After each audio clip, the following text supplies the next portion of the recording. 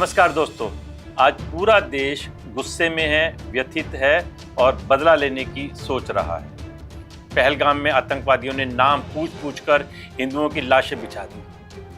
Pant खुलवाया, कलमा पढ़वाया, दाढ़ी देखी, पोशाक देखा, हुलिया देखा, टोपी देखी, तिलक देखा और ना जाने क्या क्या देखा। हम तो बयां भी नहीं कर सकते, लेकिन पहली बार दुनिया ने जो देखा वो है आतंकवाद का असली चेहरा और आतंकवादियों का धर्म। ये सब उन लोगों ने भी देखा, उन गिरोहों ने भी देखा जो कहते थे कि आतंकवाद का कोई धर्म नहीं होता। जाकर मोदी को बता देना ये ललकार है, एक चुनौती है। मोदी नाम के एक व्यक्ति को नहीं बल्कि पूरे नेतृत्व को, सरकारी तंत्र को, देश की नीतियों को और हमारी सेना को, सुरक्षा को, संवेदनशीलता को। ये वाक्य है कि जाकर मोदी को बता देना, ये भी बताते हैं कि गोलियां चलाने का, आतंकवाद का, हत्यारों का उद्देश्य केवल जान लेना नहीं होता, बल्कि ये मैसेज भी देना होता है कि हमारी नज़र में इंसानियत की कोई कीमत नहीं है और केवल इस्लाम ही हमारा मकसद है।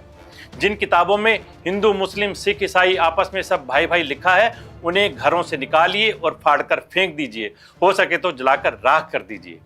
पहलगाम की घटना के बाद ये बातें झूठी और बेमानी लगती हैं। और हाँ, अब भी जिनको लगता है कि भारत में अमन चैन के लिए भाईचारे की जरूरत है, तो हिंदुओं को अब भाई बनकर मुसलमानों का चारा नहीं बनना चाहिए। कुर्बानी देने का ठेका केवल हिंदुओं का नहीं है। इतिहास गवाह है कि आज तक हिंदुओं ने ही कुर्बानी देकर देश की एकता और अखंडता की रक्षा की है। बदले में हमें क्या मिलता है? मौत। क्या हिंदुओं की जान की कीमत इतनी सस्ती हो गई है? मोदी जी, हमें याद है आपके मुख्यमंत्री रहते हुए 2002 में गोधरा में 58 हिंदुओं की हत्या का बदला 2,500-3 हजार लोगों को मार कर लिया गया था। आपके उस पराक्रम को, हिम्मत को, उस रौद्र रूप को हर हिंदू ने सराहा था। हम भगवान राम के वंशज भय बिन होत न प्रीति को मानते हैं और अब समय आ गया है ये बताने का कि इस देश का नेतृत्व वाकई मजबूत है, शौर्यवान है, सुरक्षित हाथों में है। दोस्तों, हो सकता है इन 28 मरने वालों में आपका अपना कोई सगा ना हो, कोई परिचित ना हो और आप आराम से घर पर बैठकर चैन की सांस ले रहे हो। लेकिन मुझे मोटिवेशनल स्पीकर शिव खेड़ा की वो लाइनें याद आ रही हैं कि यदि आपके पड़ोसी पर अत्याचार हो रहा है और आप आराम से बैठे हैं, तो याद रखिए अगला नंबर आप ही का है। चाहे पश्चिम बंगाल का मुर्शिदाबाद हो या जम्मू कश्मीर का पहलगाम, चुन चुन कर जिस प्रकार हिंदुओं को मारा गया है, जैसे पंजाब में जलियांवाला बाग में भारतीयों को मारा गया था, वही सब कुछ पूरे देश में होने वाला है। यदि अब भी हम नहीं जागे तो वोटों के लालची नेता दुकानों पर मालिक के नाम का केवल बोर्ड लगाने का भी विरोध करते थे और वो नाम पूछकर गोलियों से हिंदुओं को भूनकर चले गए। उनमें इंसानियत की खोज करने वालों को अब जागने की जरूरत है। दोस्तों, या तो अब आप जाग जाओ या फिर गाय, गंगा, गायत्री की पूजा छोड़ो। यज्ञोपवीत धारण भी जरूरी नहीं है और रामायण, महाभारत, वेद, उपनिषद तो आपके लिए बने ही नहीं है। आप तो बस असम यूनिवर्सिटी के बंगाली डिपार्टमेंट के एसोसिएट प्रोफेसर देवाशीष भट्टाचार्य के अनुभव से सीख लो, जिन्होंने कलमा और कुरान की कुछ आयतें याद थी जिसे उन्होंने सुना दिया और बच गए। आप भी बच जाओगे अगर आप भी ये सब कर लोगे तो। अब शायद भारत में जिंदा रहने के लिए कुरान याद करनी होगी, खतना कराना होगा और जेब में एक मुस्लिम टोपी भी रखनी होगी। राम मंदिर बना देने से, रामनवमी की सुंदर झांकियां निकाल देने से, जय श्री राम का नारा लगा देने से और कावड़ियों पर फूल बरसा देने से हिंदू संगठित हो गया होता, पहलगाम की घटना ना होती। इसका मतलब है कि हम हिंदू एकता के दिखावे में ही रह गए और वो बुज़दिल, डरपोक, कायर हमें अपनी औकात बता गए। WhatsApp forward, status update, emotional गानों को बैकग्राउंड में चलाकर रील बनाने से काम नहीं चलेगा। मोदी जी, आप जो राफेल लाए थे वो उड़ान भरने के लिए आपके इशारे का इंतजार कर रहे हैं। 17 साल के अग्निवीरों की भर्ती सेना में इसी अवसर के लिए तो की गई थी। 140 करोड़ देशवासियों का खून अब खून नहीं, अंगार बन गया है। देश ही नहीं, दुनिया की निगाहें भी सिर्फ आपकी तरफ टकटकी लगाकर देख रही हैं।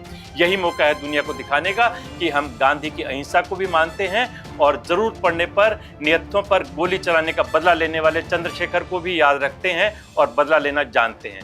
आपने वैसे भी कई कड़े फैसले लिए हैं जिन्होंने देश की दशा और दिशा को नया मोड़ दिया है, लेकिन ये ऐतिहासिक फैसला जिसकी उम्मीद आपसे दुनिया भर के सनातनी कर रहे हैं, वो गेम चेंजर डिसीजन युग युगांतर तक याद रखा जाएगा। आज से सैकड़ों वर्ष बाद भी कोई माँ अपने बेटे को आप ही की कहानी सुनाएगी। इतिहास बिरलों को ही ये मौका देता है मोदी जी, और आज ये मौका आपके पास है।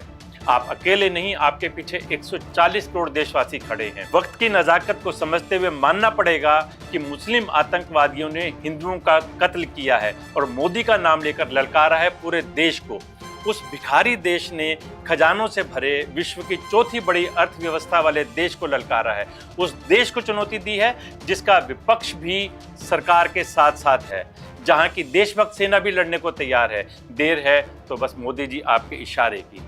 जाते जाते आखिर में आपकी ही पंक्तियां आपके मुख से देशवासियों को सुनाते हैं, इस भरोसे के साथ कि जैसे हनुमान को जामवंत ने उनके उड़ने की शक्ति का एहसास कराया था, वैसे ही आज देशवासी आपको खुद ही आपकी शक्ति याद दिला रहे हैं। सौगंध मुझे इस मिट्टी की, मैं देश नहीं मिटने दूंगा। सौगंध मुझे इस मिट्टी की, मैं देश नहीं मिटने दूंगा। मैं देश नहीं मिटने दूंगा, मैं देश नहीं झुकने दूंगा। सौगंध मुझे इस मिट्टी की। मेरी धरती मुझसे पूछ रही, मेरी धरती मुझसे पूछ रही, कब मेरा कर्ज चुकाओगे। मेरा अंबर मुझसे पूछ रहा, कब अपना फर्ज निभाओगे। मेरा वचन है भारत मां को, मेरा वचन है भारत मां को, तेरा शीश नहीं झुकने दूंगा। सौगंध मुझे इस मिट्टी की, मैं देश नहीं मिटने दूंगा। मैं देश नहीं मिटने दूंगा, मैं देश नहीं झुकने दूंगा।